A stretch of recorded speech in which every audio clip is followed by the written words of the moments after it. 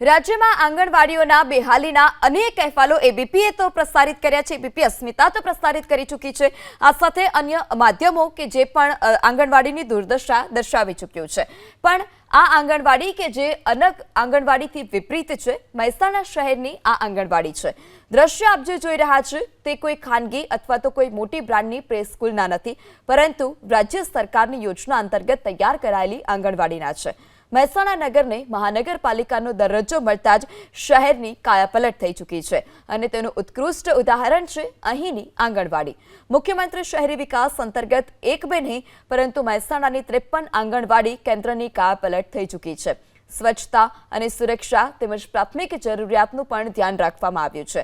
આ સાથે નાના બાળકોનું મન પ્રફુલ્લિત રહે તે માટે આંગણવાડીના ઘરની દિવાલો પર પણ મનમોહિત દ્રશ્યો બનાવવામાં આવ્યા।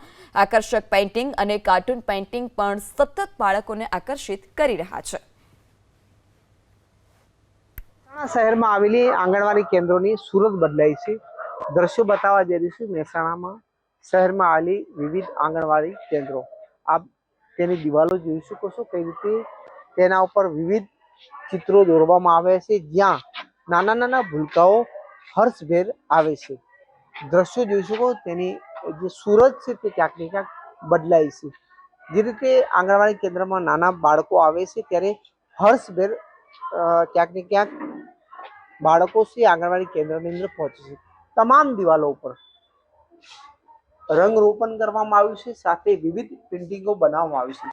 દ્રશ્યો જોઈ શકો છો કયા પ્રકારે અહીંયા પેઇન્ટિંગો બનાવવામાં આવી છે। આપ આ તમામ દ્રશ્યો જોઈ શકો છો। સામાન્ય રીતે આંગણવાડી કેન્દ્રોમાં ક્યાંક જે દિવાલો હતી જૂની હતી, જર્જરિત હતી, પરંતુ જે રીતે મહેસાણા મહાનગરપાલિકા દ્વારા આંગણવાડી કેન્દ્રોની કાયાપલટ કરવામાં આવી છે। આ બાળકો જે બેસે છે તેના ચહેરા ઉપરની ખુશી પણ જોઈ શકો છો। આ રીતે અહીંયા વાલી પર છે તેમનાથી વાત કરીશું। બેન, કેટલી સુંદર આંગણવાડી કેન્દ્ર લાગે છે? સારી છે, બહુ સારી છે આંગણવાડી અહીંયા। છોકરાઓને અહીંયા પહેલા કેવું હતું, હવે કેવું લાગે? પહેલા કરતા આ સારી લાગે છે અહીંયા। પહેલા હવે છોકરાઓને મજા આવે છે, સારું ફાવે છે, એટલે સારી બની ગઈ છે। તો આપ જોઈ શકો છો કે અહીંયા વાલી છે જે અહીંયા પોતાના બાળકને આંગણવાડીમાં મૂકવા આવે છે। દ્રશ્યો છે, દિવાલો પર વિવિધ પેઇન્ટિંગ બનાવવામાં આવે છે। અહીંયા સંચાલક છે તેમનાથી વાત કરીશું। બેન, ખાસ કરીને મહેસાણા શહેરની જે આંગણવાડી કેન્દ્રો છે કયા પ્રકારે તેમાં સુધારો જોવા મળ્યો છે?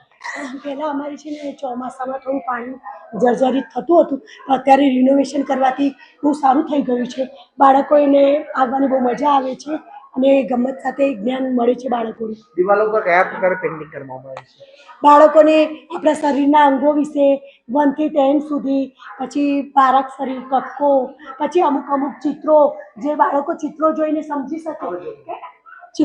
સમજી શકે કે કઈ ચિત્ર ક્યાં દોરવું જોઈએ, આ શું કહેવાય, કયા જંગલી પ્રાણી કહેવાય, કયા આપણા પાલતુ પ્રાણી કહેવાય, એ બધું બાળકોને સારી સમજ પડે છે। આપ દ્રશ્યોમાં જોઈ શકો છો કે જે વિવિધ માનવના અંગો છે તેનું અહીંયા ચિત્ર બનાવવામાં આવશે જેથી કરીને બાળક ઓળખી શકે। આ દ્રશ્યો છે, સાથે અહીંયા જે અઠવાડિયાના દિવસો છે તેના નામ લખવામાં આવશે જેથી બાળક તેને પણ જ્ઞાન મળી શકે।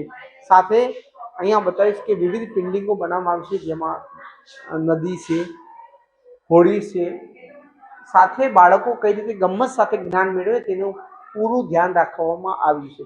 એટલે કહી શકાય કે મહેસાણા શહેરની જે આંગણવાડી કેન્દ્ર છે તેની સુરત બદલાઈ છે। હારૂન નાગોરી, એબીપી અસ્મિતા, મહેસાણા।